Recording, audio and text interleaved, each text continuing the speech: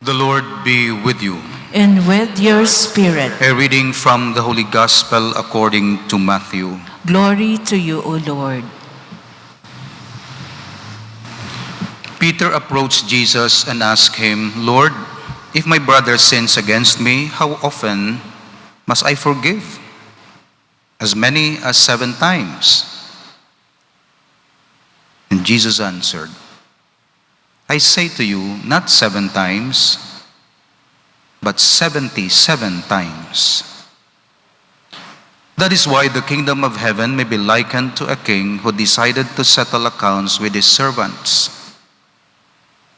When he began the accounting, the debtor was brought before him who owed him a huge amount. Since he had no way of paying it back, his master ordered him to be sold, along with his wife, his children, and all his property in payment of the debt. At that, the servant fell down, did him homage, and said, Be patient with me, and I will pay you back in full. Moved with compassion, the master of that servant let him go and forgave him the loan. When that servant had left, he found one of his fellow servants who owed him a much smaller amount. He seized one of his fellow servants and started to choke him, demanding, Pay back what you owe. Falling to his knees, his fellow servant begged him, Be patient with me and I will pay you back. But he refused. Instead, he had the fellow servant put in prison until he paid back the debt. Now when his fellow servants saw what had happened, they were deeply disturbed and went to their master and reported the whole affair. His master summoned him and said to him, You wicked servant, I forgave you your entire debt because you begged to me. Should you not have had pity on your fellow servant, as I had pity on you? Then in anger, his master handed him over to the torturers until he should pay back the whole debt. So will my heavenly Father do to you, unless each of you forgives your brother from your heart. The Gospel of the Lord. Praise to you, Lord Jesus Christ. Please be seated. We focus on forgiveness and its implications in our spirituality. Forgiveness is defined as the intentional, so it's an intention, it's an act of intention. Sa aton ginatawag naton hungod, buot. It's an intentional and voluntary, meaning not forced, or not threatened, voluntary process by which a victim undergoes a change in feelings and attitude regarding an offense and overcomes negative emotions such as resentment and vengeance. So voluntary, intentional, nga ang offended, ang biktima, gina-let go ya ang feelings para hindi siya ma-overcome sa iya feelings of resentment or vengeance. So therefore, makasiling kita, forgiveness is not condoning. Condoning is a feeling to see the action as wrong and in need of forgiveness. So, sa forgiveness iya, sala iya, may sala nga natabo, pero gina-let go mong feeling. Sa condoning iya, gina-disregard mo nga sala ina. Gakonsente ikaw. So it's not forgiveness. Kung nagakonsente ikaw sa sala nga ginhimo sang iban, it's not forgiveness, it's condoning. It's not excusing. Forgiveness does not excuse. Excusing is, okay lang to, hindi ka man to responsable. No, responsable siya sa hinimuan niya. Kaya kung namuon mo na, it's not forgiveness, it's excuse. It's not pardoning. Forgiveness is not pardoning. Ang pardon, ginagrant sang authority. Na pardon sang president ang kriminal. Ginapardon sang authority sang church ang isa ka tao. So wala naghalin sa imo. Forgiveness is personal. Pardon is, bisa nakasala ka dito, because I am the authority, I can pardon you.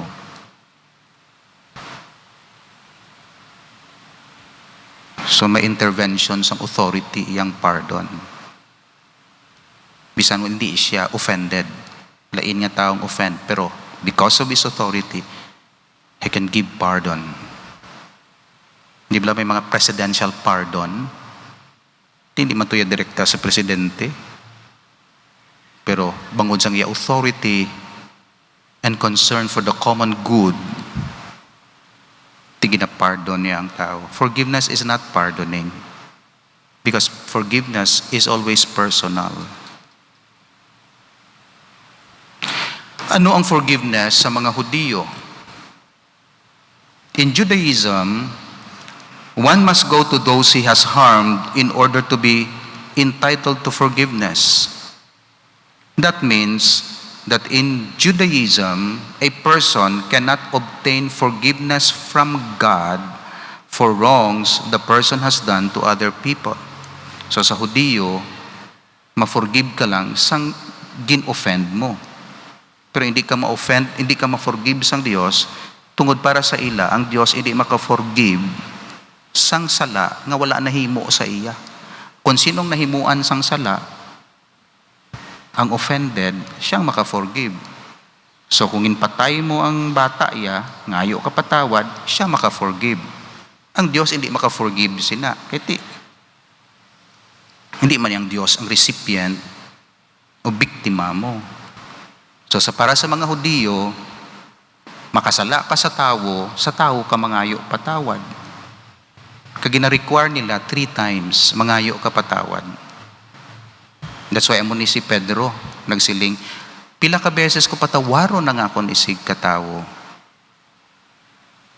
Tani 3 times lang, pero si Pedro nagsiling, hindi 7 times ko siya ginpatawad.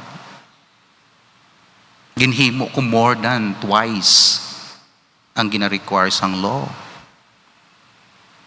So para sa mga Hudiyo, ang Diyos hindi makapatawad sang sala, nga nihimo mo sa imo isig katawo. That's why nangakig sila kay Jesus. Ngambal niya, napatawad mong sala, Diyos lang makapatawad kung siya ang recipient sina. Ngambal ni Jesus, pakita kung ginapatawad sang Diyos. O tindog, lakat. Himo siya sang milagro. Pakita ko sa inyo. Nga bisan ina nga tao, wala sala sa akon direkta bilang Diyos. Napatawad ko iya sala. Gin-correctionan sila ni Jesus.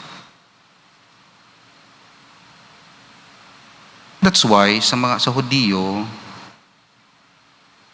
pairan mo ang imo sala. Prepare mo. Islam. Ano yung Islam? Sa Islam, naga-forgive man, of course. Ara sa Quran 42:40, nagasiling, the recompense for an injury is an injury equal thereto in degree. But if a person forgives and makes reconciliation, his reward is due from Allah, for Allah loveth not those who do wrong. Nagpatawad man, may pagpatawad man. Ugaling sa sinang relihiyon, kinaalaw ang revenge to the extent harm done. But of course, forgiveness is encouraged. So, kita na naton, mga big religions, great religions, Hudiyo, kung sino ka nakasala, dito ka pangayo patawad. Kung wala ka nakasala sa Diyos direkta, hindi siya kapatawad. Dito ka pangayo patawad. Sa Islam, nag-recommend magpatawad. Pero, pwede ka man ka-take revenge. Basta ang imo revenge, moderated, contained, controlled, nga hindi maglapaw sa damage nga ginhimo sa imo. So kinahanglan, proportionate ang imo revenge sa pain o sa insult or sa damage nga ginhimo sa imo. Kung ginpatay ang isa mo ka bata, di pwede mo mapatay sa isa. Hindi mo ipagimon duha. Pero hambal naton, gina-encourage gid ang forgiveness sa sinang religion, pero may openness nga gamay or allowance to do revenge to the extent harm done. Christianity, ano ang sa aton? Sa aton, mapatawad sang Dios ang sala mo, bisan nahimo mo sa iban nga tawo. And therefore, hindi parehos ang konsepto sang Hudiyo. Sa Christianity, wala sang room ang revenge.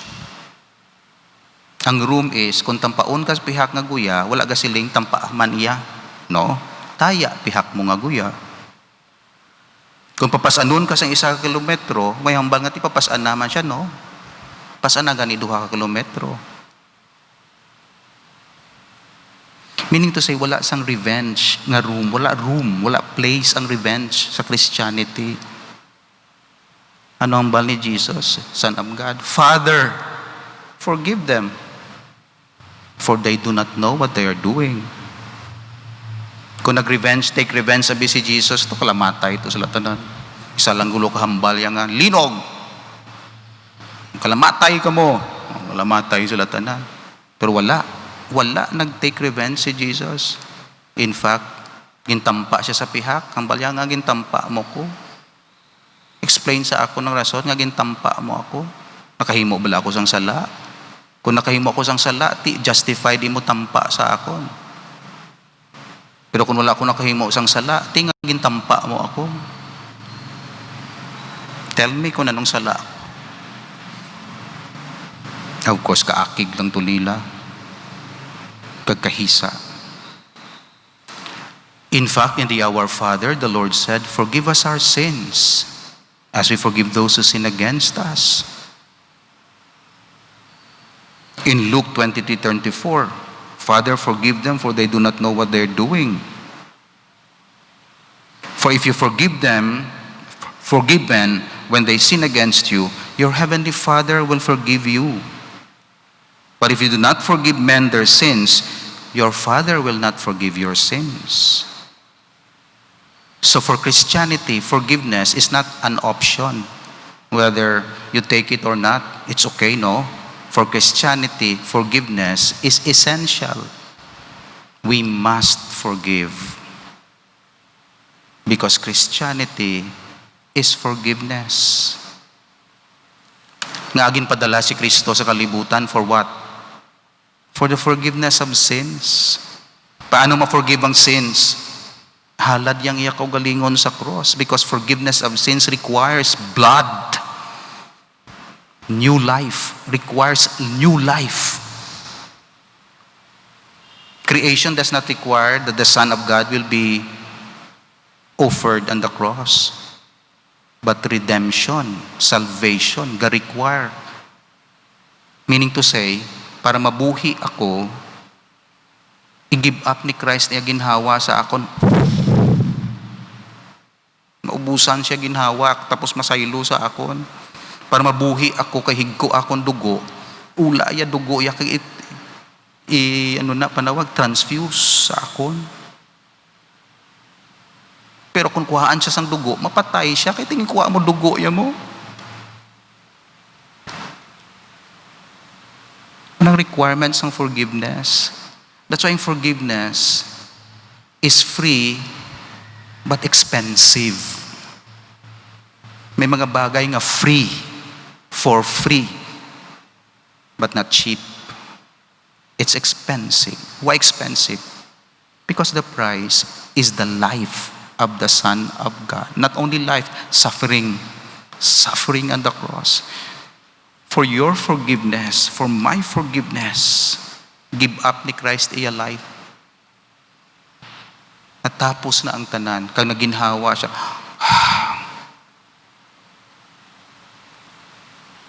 of course, may power siya to resurrect. Pero give up ya gid.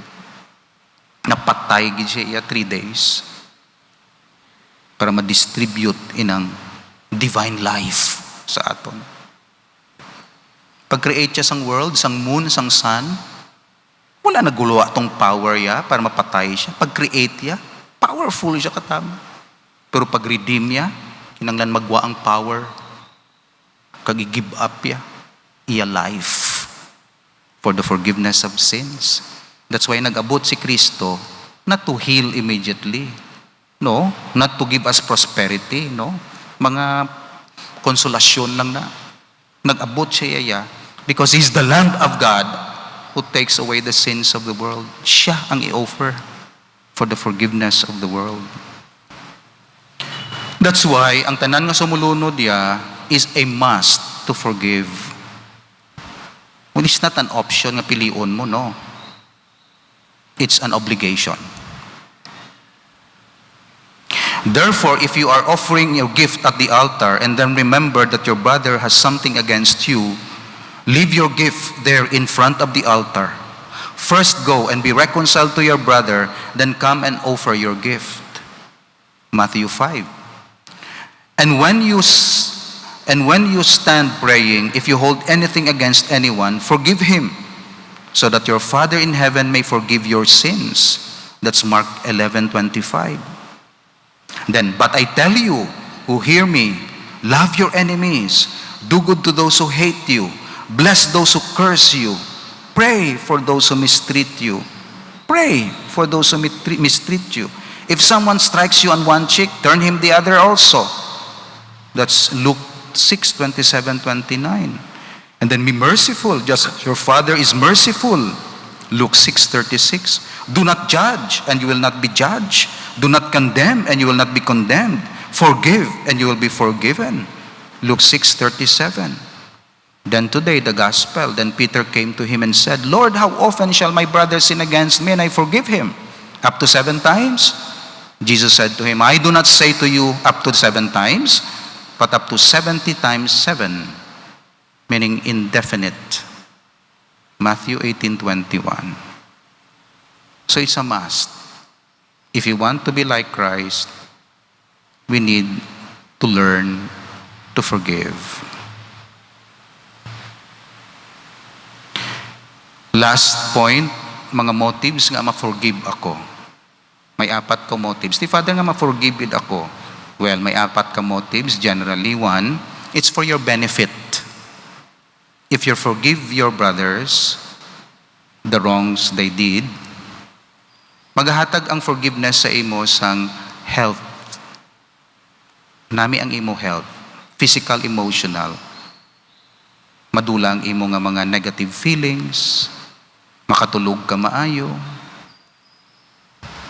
physical well-being, kag nami imo pamatyag.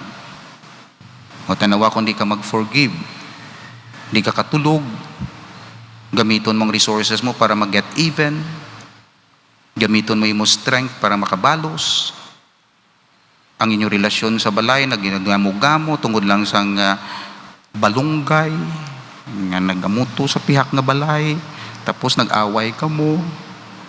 Kay sino na balunggay? Ako na, kay dito nang iyang sangasa akong balay. No, hindi ako na, kay direng puno iya. Tungod lang sang balunggay, nagilinaway, mga basura, tinlo iya diri, tapos sa hibuya to sa pihak. Gilinaway, ang sa iban to nga mga sa uma-uma, mga kanding nila ka mga baboy.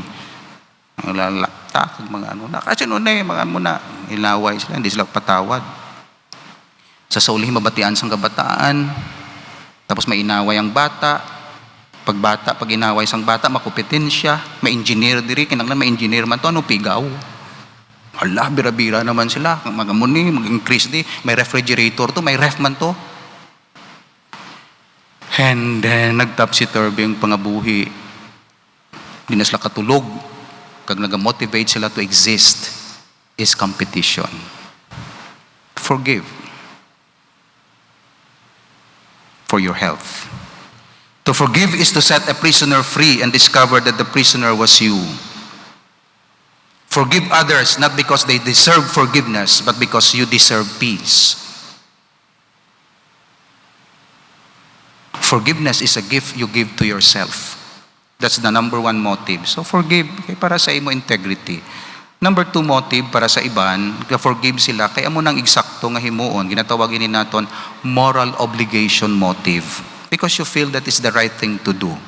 Well, kanami, right thing to do. Kay hambal ni mama, hambal ni papa, hambal ni father. So actually daw hindi man ginagalin sa imo, it's not for your health. Kundi nga, ti hambal ni mama, patawaron.